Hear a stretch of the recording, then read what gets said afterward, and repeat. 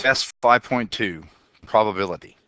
Number 1 says, what is the probability of white and its complement? When we talk about the probability, right, and we have an and in the middle there, then we're going to be multiplying. Those are compounds. And so we're going to have the probability of white and then its complement. So the probability of white, there's 4 white, and when we add them all up, the 5 and the 8, the 4, the 3, right, then we get 20. So that goes on the bottom. It's always part to whole, right, part to whole. And then we're going to multiply because of the and its complement. The complement is when I put these together, what gives me the answer of 1? Well, 16 over 20 would give me the answer of 20 over 20 when I add those together. So that's its complement. So we're going to multiply 16 times 20. And if we reduce this, we get 1/5 times, and the complement of that is 4/5, and that equals to 4 over 25. Number 2 is, what is the probability of red? Well, the probability of red, well, look up there. There's 8 red marbles and 20 marbles in the jar, right? And I'm going to multiply because there's an and there. But then I look at this, and there's a yellow, but there's no yellow. There's blue, there's red, there's white, there's purple, but no yellow. Well, if there's no yellow, then there's probability of getting a yellow is 0, and anything times 0 is 0.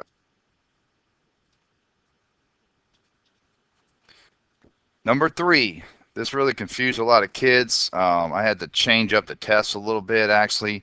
But what's important is I want the kids to write down the cards, right? So write down the card numbers, because some of the kids were choosing 4 as the number, but it's really just representing 1 card.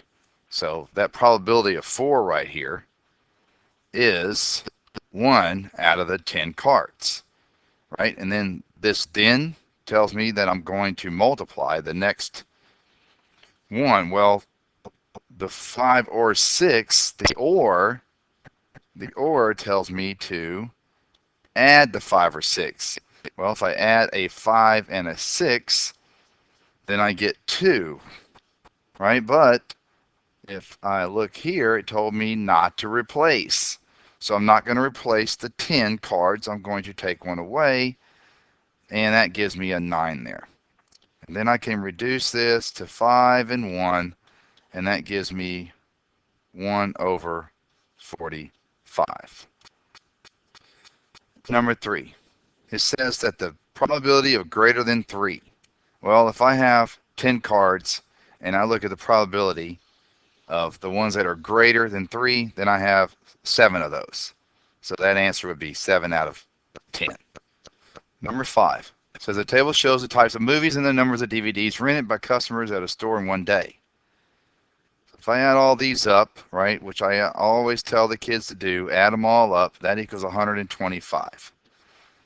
All right, and said based on the data in the table, what is the probability that a random will not rent a drama? So if I could find out what the drama is, which is 25, right, over 125, and that gives me 1/5. Well, if I know that drama is 1/5, right, renting a drama is 1/5, then not renting a drama, the not renting a drama is 4/5. So I would have picked C, where 4/5 is my answer because the probability of renting a drama is 1/5. Number 6. All right, Deborah surveyed customers in a restaurant to find out their favorite meal. The results of the survey are shown in the table. Again, I always tell the kids to go ahead and add them all up, right? 25 and 15, so I would have had 40. It's not going to really help us in this situation, but I always want them to get in the process of adding it up. So one person in the restaurant will be picked at random based on the given information. Which statement is true? Well, let's look at A.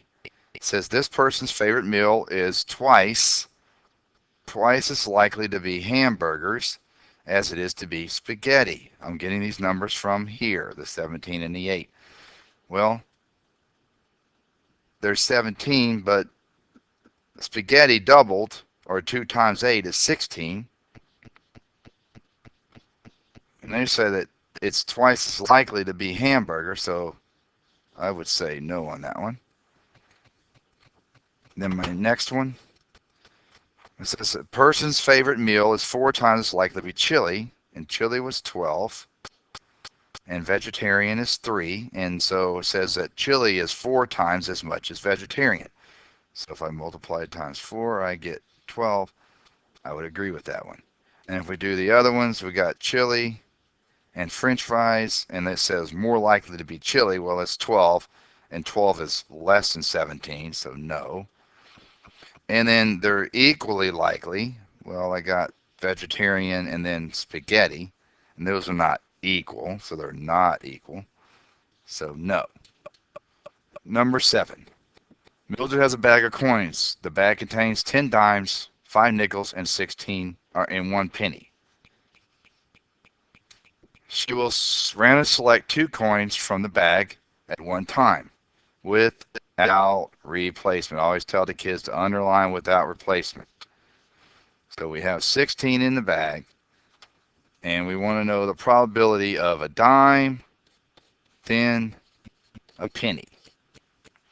Well, the dime is 10 over 16, and the penny is 1, but what do I put on the bottom as my denominator? Well, I'm without replacement, so I'm going to go down 1 because I took a dime out.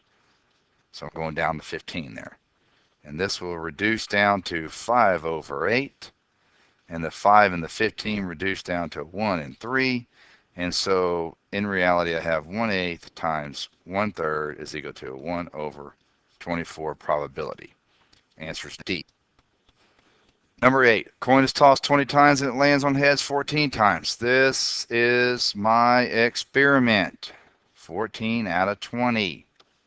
My theoretical probability of landing on a heads is 1 out of 2. Theoretical. So to compare those, I would say that if I put this up to a 20, then that would be 10 over 20. And I would say that experimentally, is greater than, right, theoretical. And I'm so sorry about the board.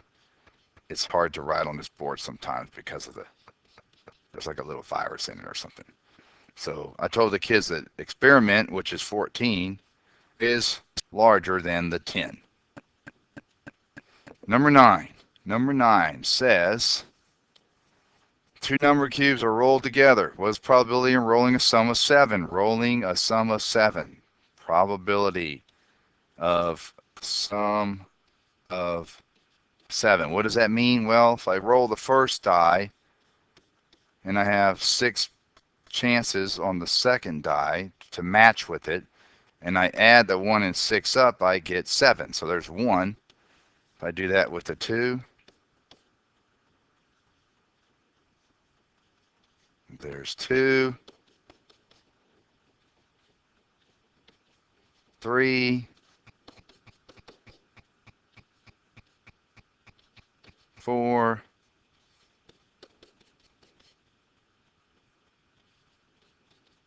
5, 6. Okay, well, there's 6 opportunities, but how many combinations are there? Well, there's 6 in the first die and 6 in the second die choices. That's 6 times 6, which is 36, or 1 over 6 reduced. All right, so here we go talking about the local weather. Reported that there's a 40% chance, right? Which method is not to be used to find the experimental probability of having it rain on both in the next 2 days? So tossing a coin 4 times. Well, if I toss the coin 4 times, I mean that almost, honestly, if it's heads or tails, heads, it would be, I mean, that would be a 1/16. Really, really low. All right. But spinning a spinner twice with a spinner that has 20 equal parts, right? Well, 8 over 20, if I just do that fraction, I get 4 over 10, which is equal to 40%. So can't be that one because it said not. Picking a marble twice from the bag, well, 2 out of 5 is equal to 4 over 10.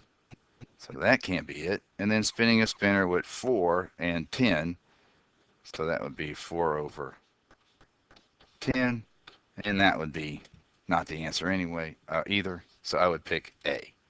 Number 11, Mark has a bag of 14, 2, 4, and 5, which together is 25. And he takes one jelly bean out of his bag, randomly eats it. So I've been teaching the kids that if it's eaten or not put back, it's dependent. Right, so all they had to do was circle dependent. That was one answer. And then they had to find the probability of pink, then purple. And they ate the first pink jelly bean that they took out. So I would multiply, right? For probability says and here, so I'm going to multiply, and my purples are just 2 over 24. And these reduce down to 1/5 times 1/12, and that equals to 1 over 60. Number 12, Grayson has a green number 2 cube and a white number cube. The face of the cubes are numbered 1 through 6. Grayson will roll each cube one time with the probability that the green cube will land with even. So the probability of even, then the other part says greater than 2. Right? Greater than 2 and even. So probability of even from a 1 through 6, so 1, 2, 3, 4, 5, 6. Well, even is 1/2, and then comma then, the then tells me to multiply as well. Greater than 2, that would be 3, 4, 5, 6. So that's 4 out of 6.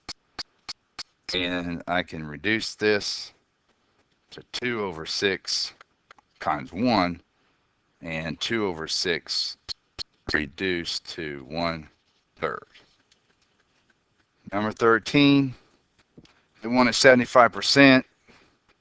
And out of all these, toss a coin where heads represents, that's half, right? Tossing a coin 2 times where head represents students who drove themselves to school, so that's 1/4, or, sorry, 50%, 25%. Well, this one had 3 equal, and all the sections said the same thing.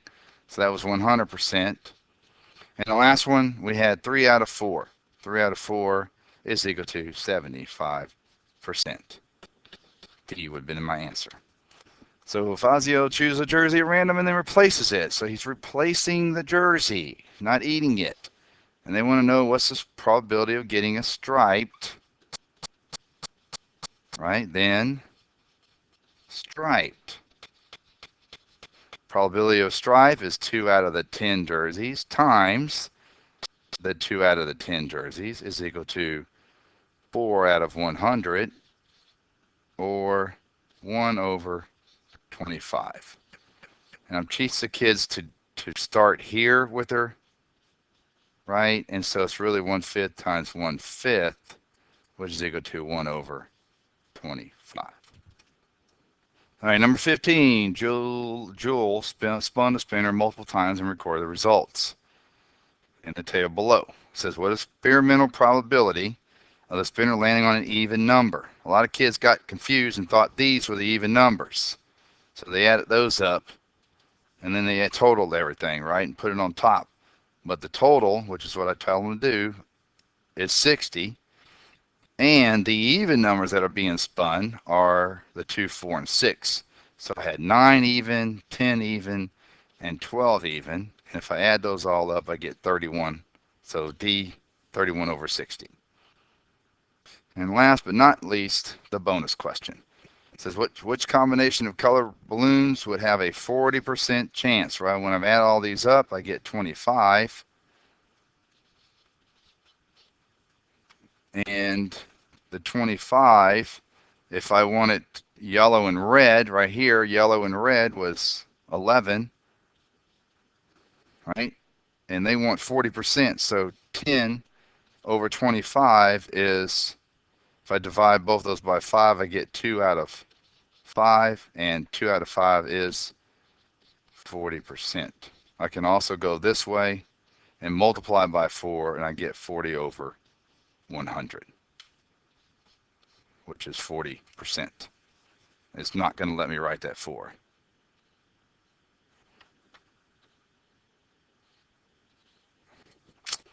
So green and purple, well, green was 4 and 4, so green and purple were 8. Purple and yellow, so purple and yellow were 6 and 4, and that was 10, and then the last one was 9. So 10 was my magic number, so C would have been my answer. Hope y'all have a great holiday. I'll see y'all Monday.